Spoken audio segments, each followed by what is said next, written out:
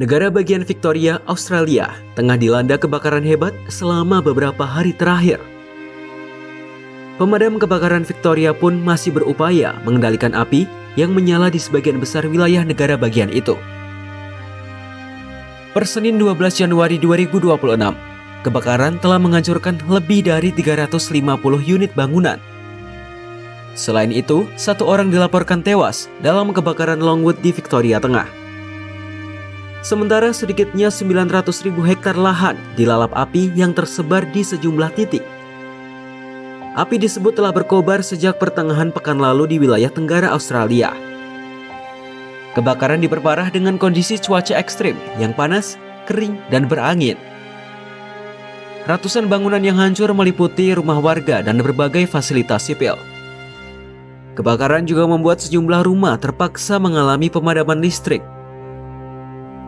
Menurut laporan media Australia, saat ini masih ada 20 titik kebakaran yang belum terkendali. Bahkan 3 diantaranya masih dalam status darurat. Kebakaran ini dinilai menjadi yang terburuk yang melanda negara bagian Victoria dalam beberapa tahun terakhir.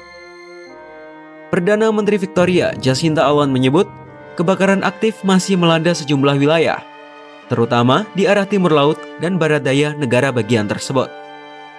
Allan juga menyampaikan peringatan darurat masih terus berbunyi di sejumlah wilayah yang masih mengalami kebakaran. Allan pun mendorong warga Victoria untuk melakukan evakuasi lebih awal.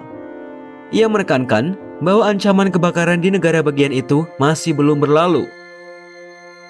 Salah satu kebakaran terbesar terjadi di dekat kota Longwood di utara Melbourne. Kebakaran di wilayah itu telah melahap 130.000 hektar lahan semak dan menghancurkan 30 bangunan. Aparat pun mengonfirmasi adanya sisa-sisa jasad manusia dalam kebakaran di Longwood. Pemadam kebakaran disebut mengalami kendala yang sulit dalam menghadapi kebakaran di wilayah tersebut. Sementara, pemerintah telah mengerahkan ribuan petugas pemadam kebakaran untuk berupaya mengendalikan api di berbagai wilayah. Pemerintah setempat juga mengerahkan 70 pesawat pemadam untuk melakukan penyiraman dari udara. Namun, kondisi cuaca disebut masih menjadi kendala utama dalam upaya pemadaman api. Selain menimbulkan kerugian materi, kebakaran ini juga dinilai berdampak pada kualitas udara di wilayah tersebut.